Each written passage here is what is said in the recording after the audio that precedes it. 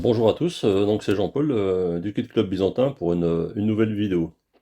Alors pour ceux qui ont regardé la première vidéo que j'avais faite, donc ça concernait donc la présentation de mon atelier. Donc je devais expliquer que sur la droite en fait de mon bureau, là il y avait tout un tas de tiroirs avec un certain nombre de maquettes qui étaient commencées et pas terminées. Donc je pense que je dois pas être le seul dans ce cas-là, je pense que beaucoup d'entre nous sont dans le même cas. Voilà, on commence des maquettes et puis finalement on les remet dans la boîte. On se dit qu'on les fera un peu plus tard et elles restent plus ou moins longtemps de côté. Et donc cette année, en 2021, j'ai donc décidé, j'ai pris une bonne résolution, et j'ai décidé cette année de terminer toutes ces maquettes qui étaient en attente depuis un certain temps. Voilà, donc c'est l'objet de cette vidéo. Donc je vais vous présenter toutes ces maquettes. Alors pour la plupart, je les ai un petit peu, j'ai retravaillé dessus, hein, je les ai recommencées. Donc je vous les montrerai voilà, dans l'état d'avancement dans lequel elles sont. Voilà, c'est un petit sujet voilà, pour la chaîne du Git Club. Les maquettes à terminer. Voilà, bah, écoutez, je vous souhaite un bon visionnage et je vous souhaite une bonne soirée, une bonne après-midi, une bonne matinée en fonction de l'horaire à laquelle vous me regardez. Et donc en avant pour cette vidéo.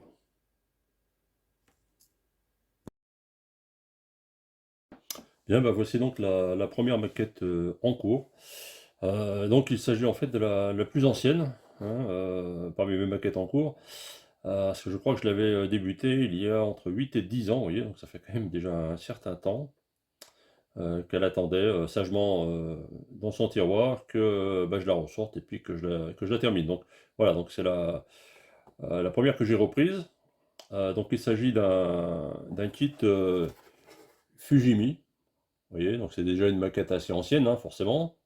Donc il s'agit d'un avion de l'aéronavale américaine, donc le E2C Hawkeye. Voilà. Donc, c'est un avion d'observation et de renseignement électronique utilisé par l'US Navy. Voilà. D'ailleurs, cet appareil équipe maintenant donc l'aéronavale française avec quelques petites modifications, mais bon, voilà, cet appareil sert également dans l'aéronavale française. Alors je vais vous faire voir tout simplement où c'est que j'en suis, hein, après avoir repris cette maquette. Et puis, voilà, voir ce qu'il en est, et quelles sont, je vais vous expliquer un petit peu la façon dont je m'y suis pris, et puis quelles vont être les prochaines étapes. Voilà.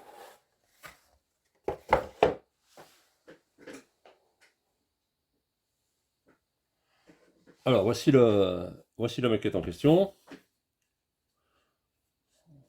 Bien la cadrer, au mieux, voilà.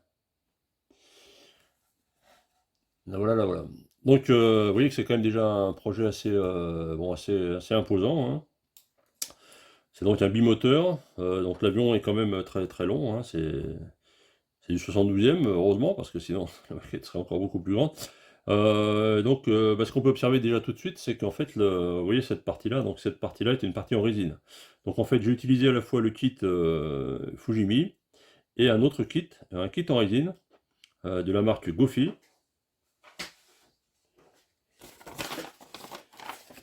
Voilà, on peut le voir là, un petit peu, peut-être mieux comme ça, voilà. Voilà, donc c'est un kit qui fournit pas mal de pièces en résine et qui permet notamment de représenter l'appareil aile repliée. Alors voici les ailes, vous voyez, donc l'aile est comme ça, et en fait, une fois repliée, les ailes seront comme ça. Voilà, hein, grosso modo. Voilà. Donc bien sûr, l'ajout de ce kit en résine complique quand même pas mal la réalisation de cette maquette, hein, mais ça lui donne quand même bon, un cachet sympathique. Et puis donc ça permet d'améliorer quand même ce vieux kit, hein, parce que ce kit Fujimi est quand même assez ancien. Vous remarquerez d'ailleurs que j'ai fait déjà pas mal de modifications. La première étant de la regravure de toutes les lignes d'arrivée, là. On voit un petit peu partout. Ici, on va peut-être le voir un peu mieux maintenant. Voilà, donc on revoit les lignes d'arrivée ici, là, etc. Donc il y a déjà eu un long travail de regravure des lignes d'arrivée. Alors cette regravure, elle est absolument indispensable parce qu'en fait sur les pièces du kit, vous voyez, je ne sais pas si on les voit bien là, ici.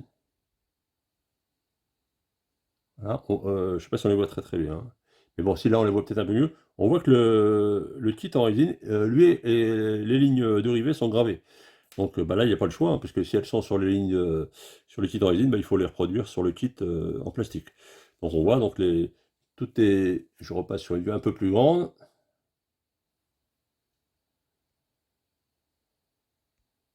Voilà. Voilà, donc voilà le dessous de l'appareil. Donc là, on voit bien les lignes de rivet qui ont été regravées.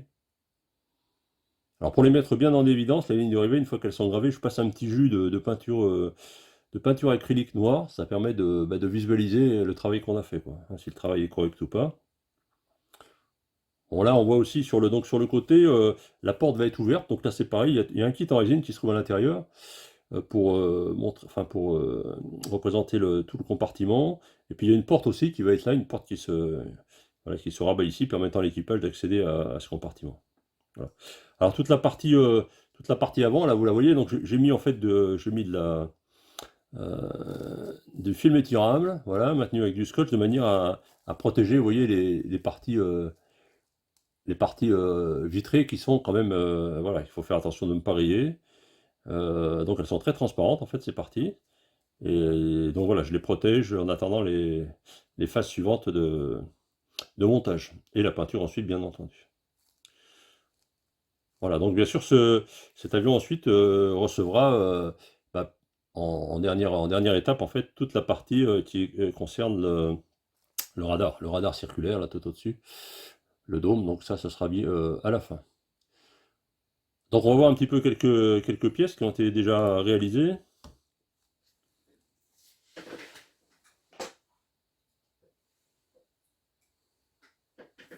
Alors les principales pièces, ce sont les moteurs en fait. Donc là les moteurs ils ont été grandement améliorés là aussi. Alors tout d'abord par des pièces en résine. Bon là on voit plus que c'est de la résine parce que j'ai remis la sous-couche, hein, une sous-couche. Mais en plus des pièces en résine, bon il y a des tas de petits détails qui ont été rajoutés. Les entrées d'air ont été affinées. La gravure a été refaite aussi. Oui, bon, j'ai mis un petit G là, pour savoir, parce qu'il y a deux moteurs, donc ça, le gauche et le droit sont pas pareils. Donc pour les différencier, voilà, j'ai refait la sortie ouais, du turbo. Et puis surtout, donc, très important, j'ai beau un maximum de contrepoids de plomb devant le moteur, parce que vu que les ailes vont être pliées, que les ailes sont en résine, et qu'il s'agit d'un avion tricycle avant. Donc, si on veut voir l'avion reposer sur son train avant, il faut absolument mettre le maximum de poids vers l'avant. Donc, dans l'avion, j'ai déjà mis pas mal de poids hein, dans la cellule vers l'avant. Mais bon, pour être sûr que le contrepoids soit suffisant, parce qu'en fait, on en est sûr juste en gros à la fin, quoi, une fois qu'on l'a terminé. Donc, j'ai encore bourré dans les moteurs du plomb qu'on voit ici. Voilà. Donc là, il y a un gros travail hein, sur les moteurs. Pour arriver à des moteurs comme ça à partir des pièces du kit, bon, il faut 4-5 soirées quand même de travail, hein. Je parle que du montage, hein, de manière voilà, arriver à un beau résultat, quoi. Très important, il faut toujours très très bien soigner le montage, surtout dans des pièces qui sont un peu composites comme ça, plastique, résine, scratch, etc. Donc il faut vraiment bien prendre son temps, corriger tous les défauts, mettre une couche de gris là pour voir quels sont les défauts, ensuite on trouve des défauts, on corrige les défauts, on remet une couche de gris, etc. etc. Donc c'est assez long, mais bon, c'est un travail qui est absolument indispensable pour avoir une belle maquette, quoi. Voilà, voilà, donc les moteurs,